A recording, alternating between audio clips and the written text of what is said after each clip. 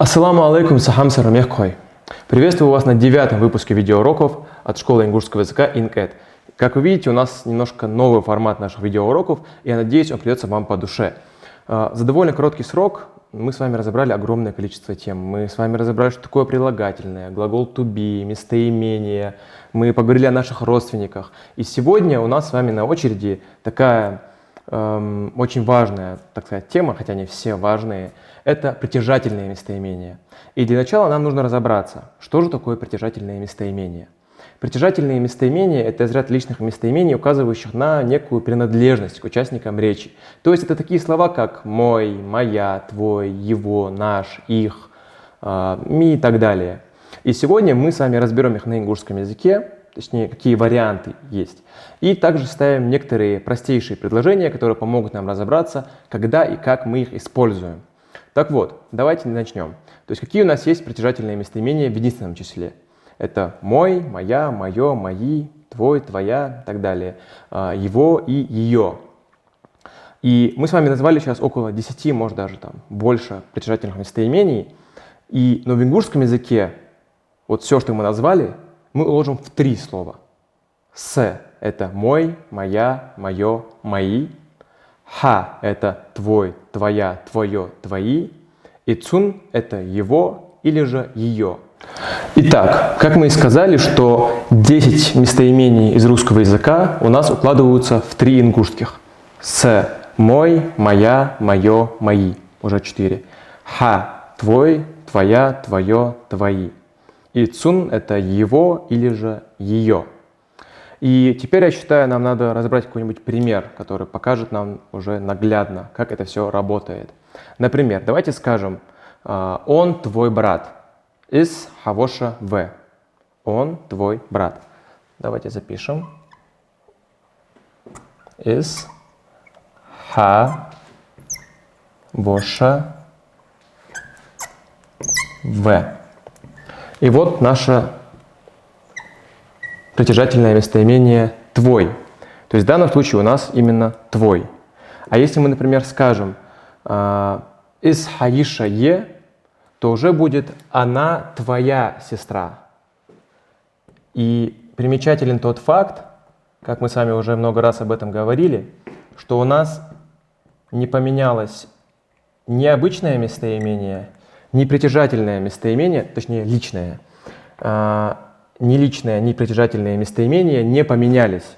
То есть «из» осталось, как было, и «ха» осталось, как было. Но мы-то с вами помним, что в чем тут дело, потому что наш глагол «to be»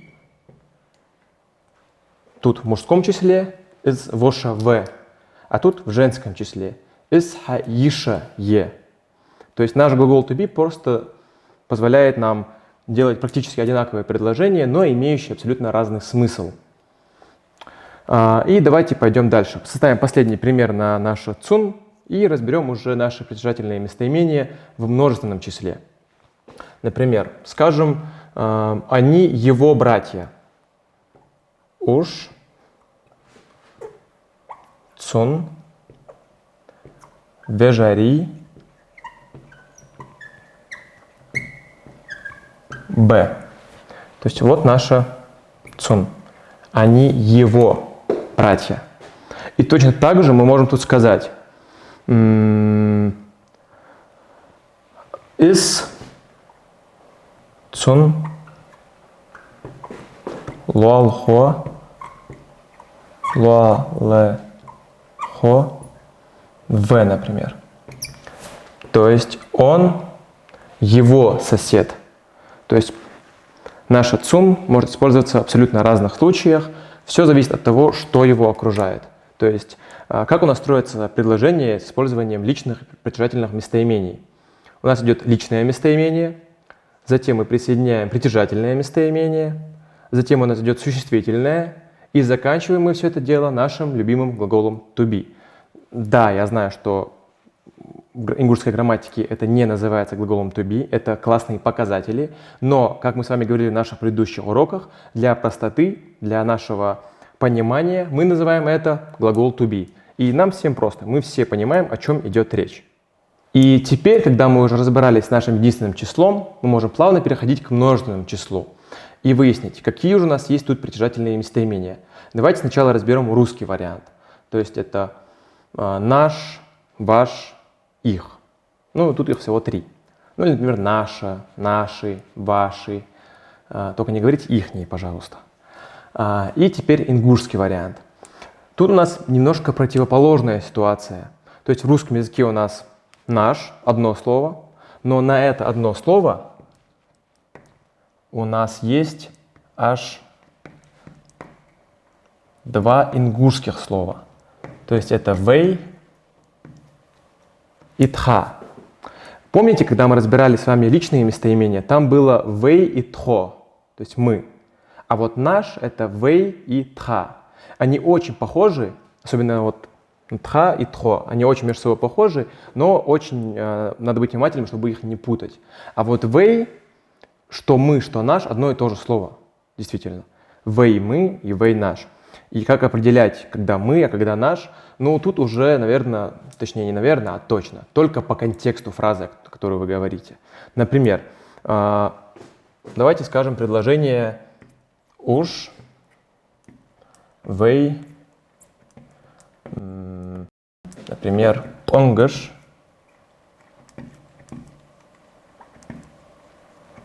б. Они наши сыновья. Ну, мы же не скажем в такой фразе «уж мы сыновья». Естественно. То есть мы понимаем, да, по контексту фразы, что у нас тут наши. Ну, наш, наши и так далее. Далее. Ну, с тха тут уже все просто. Тут ничего сложного нет. Но я замечу кое-что другое.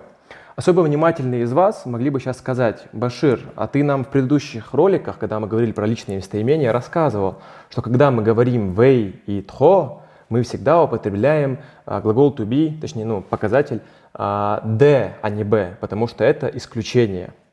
Замечание очень справедливое, но немножко не подходит. По какой причине? По той причине, что наше way в этой ситуации, оно не является такой смыслообразующей фразой. То есть у нас нашим таким подлежащим, да, то есть существительным, является вот, да, вот уж. А уж у нас употребляется с «б», потому что это обычное местоимение, оно не является исключением, поэтому тут никаких проблем с ним нет. И на самом деле, чтобы у вас не возникало такого диссонанса, когда говорить «б», когда «д», в чем разница, просто сделайте для себя такой маленький разбор. Например, вот «уж вейк онгаш б». Сделайте именно предметный разбор, да? То есть мы с вами знаем, что наше «б» означает «есть», «есть быть». Просто скажите. Например, они есть наши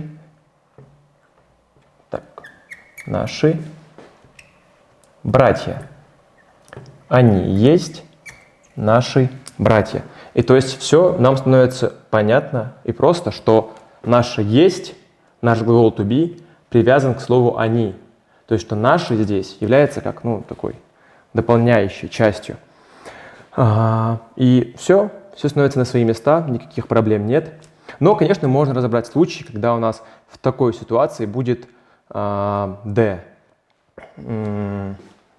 Давайте скажем, например, давайте возьмем уже другое притяжательное местоимение «ваш». Итак, наше второе притяжательное местоимение из множественного числа – это местоимение «ваш», то есть «шун». Ваш, ваши, ваши, ну и так далее. Не будем расписывать все это и так, я думаю, понятно.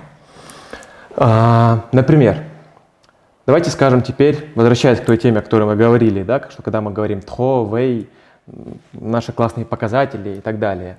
Например, скажем тхо, шон, вежари, д. И как мы видим, у нас уже глагол to be изменился на д. То есть мы ваши братья. Мы есть ваши братья. То есть нашим определяющим местоимением в данной ситуации становится местоимение тхо, которое, как мы знаем, является у нас исключением, с которым мы используем предлог «де». Все очень просто. Также делаем разбор. Мы есть ваши братья. Вот и все. Тут нет абсолютно ничего сложного. Мы с вами уже разобрали пример, поняли, как оно работает, и мы помним с вами про структуру. Личное местоимение, притяжательное местоимение, существительное, глагол to be. Все. На этом заканчиваем. Итак, мы уже плавно переходим к нашему последнему притяжательному местоимению. Это местоимение цар, то есть их. Не ихние, а их. Все, только их.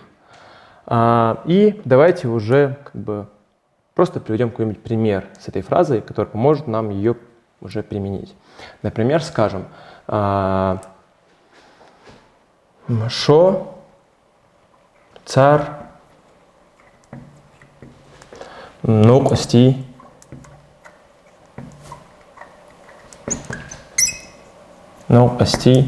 д. Вы их друзья. Ну, точнее, вы есть их друзья. Ну, конечно, в жизни не надо говорить «есть», потому что это у нас, как мы помним, непереводимая частица. То есть как в английском языке. Это наш глагол to be, который выражает «есть, быть». И все, на этом он свои функции оставляет. Шо цар нокости д. Вы есть их друзья. И что ж, я думаю, на этой прекрасной ноте мы с вами уже разобрали, как у нас работают наши притяжательные местоимения. Мы немножечко пробежались по нашим личным местоимениям и вспомнили, как они у нас работают. Далее мы еще немножечко повторили наш глагол to be, который очень важен. Если вы забыли что-то или что-то нужно подучить, советую вам видеоролик с глаголом to be пересмотреть, потому что это основная тема ингушского языка. Наш глагол to be, он абсолютно везде. То есть глагол to be в ингушском языке является более таким всеобъемлющим, даже больше, чем в английском. То есть он у нас касается и прилагательных, и на глаголы влияет. Он влияет абсолютно на все, что есть. Даже когда его нет в предложении, он влияет на то, как выглядят другие слова, на то, как выглядят глаголы, на то, как выглядят прилагательные, несмотря на то, что в предложении его вообще нет. Вот такой он, ингушский глагол to be. Такой же, как ингуши, наверное. И на этой прекрасной ноте мы с вами заканчиваем. Я хотел бы поблагодарить ассоциацию ГАЛ за поддержку, которую они нам оказывают, и также попросить вас подписаться на их инстаграм-страницу, ну а также на мою инстаграм-страницу English Education. До новых встреч, ассаламу алейкум, адик хилышан.